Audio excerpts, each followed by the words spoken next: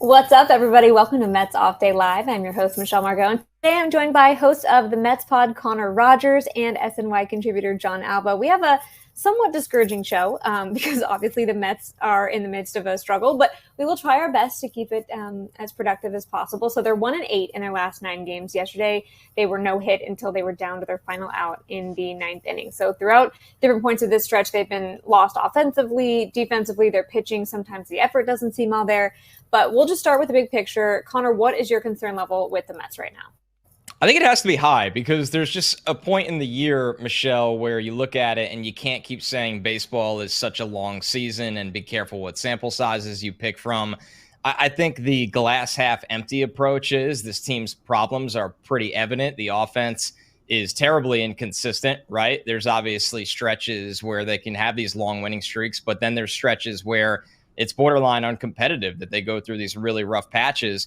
And then the second layer of it is the starting pitching is, burnt out the bullpen early in the year. And as much as Sean Manaea's back, Kodai Senga's back, you just have to wonder, you don't wonder anymore. It's not sustainable. Guys just have to be better at working longer into games. And that's a really, really scary combination. I love what they did with the bullpen at the deadline. But if you can't get to the bullpen to finish games, none of that will matter. I think the glass half full of it all is we are still waiting for Juan Soto, Pete Alonso, and Francisco Lindor to all be going at the same time. We've had stretches of 2 of the 3 going. We've had a lot of stretches where only one guy is hot.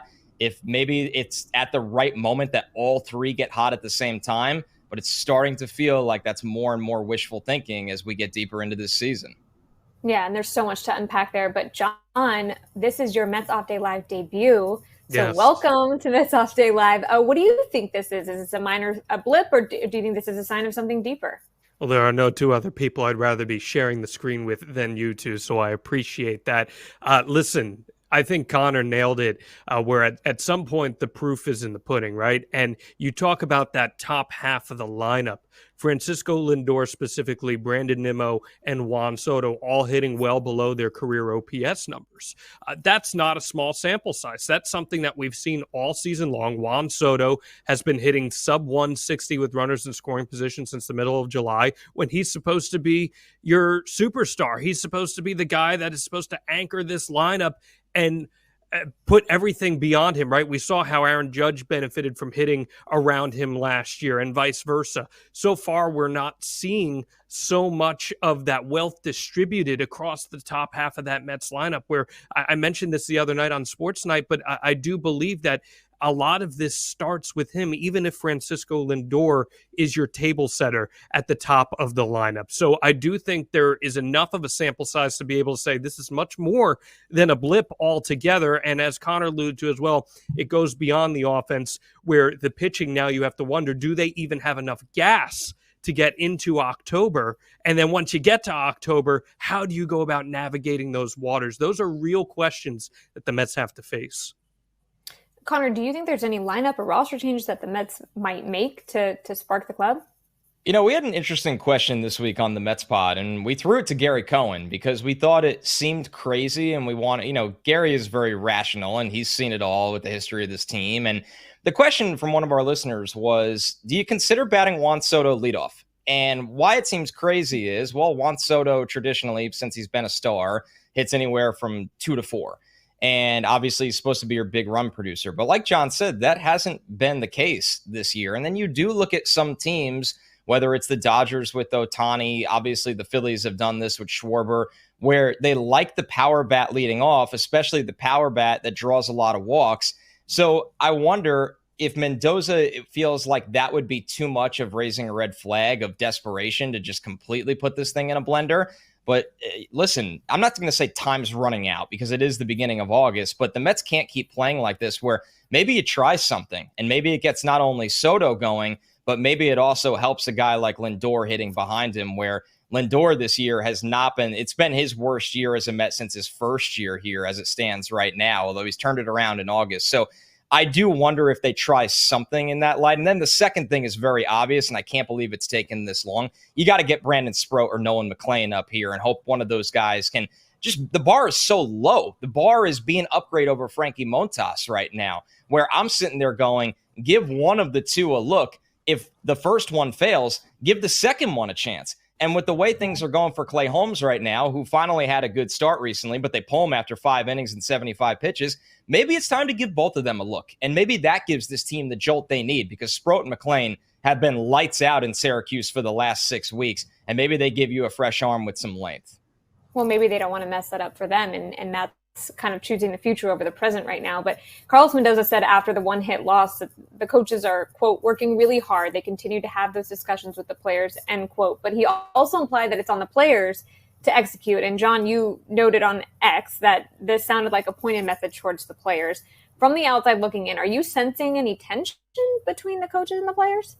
So it's really interesting because when the Mets brought Carlos Mendoza in, his reputation in baseball was that he's a player-friendly coach, but he's also not afraid to hold people accountable. So in an era of baseball where so many times the manager doesn't publicly hold the players accountable, if you look through the words here, I felt like there was some thinly veiled messaging where he mentioned the coaches are doing their jobs, but the players just aren't making the adjustments. So is there brewing tension? We're not in the clubhouse, so we're not entirely sure of that. But Carlos Mendoza carries himself in a very measured way. I always feel like he's a pretty straight shooter when you listen to what he has to say in his post-game availabilities. But I sensed some degree of frustration with him in hearing those comments. And you obviously hope that the manager doesn't lose the clubhouse, that the coaches don't lose the clubhouse, because when that happens, you have a really hard time getting back on track without major changes. And I don't think the Mets need to resort to that yet.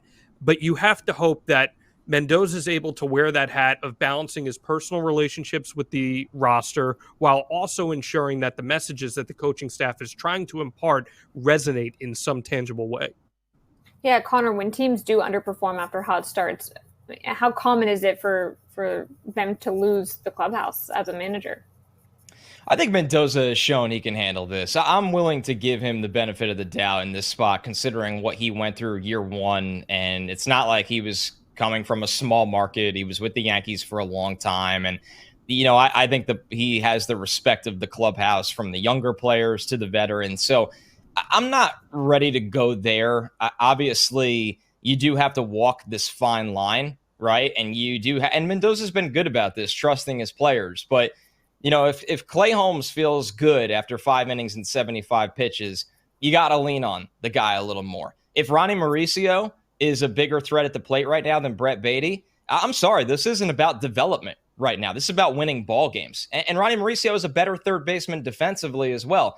There's no need to just throw Brett Beatty in the lineup over and over again in big spots. So I know that sounds harsh, but I don't think this is at risk of losing the clubhouse. I think this is, ironically enough, kind of at risk of losing the fan base. That can be a little overreactionary at times. Listen, I understand it as well.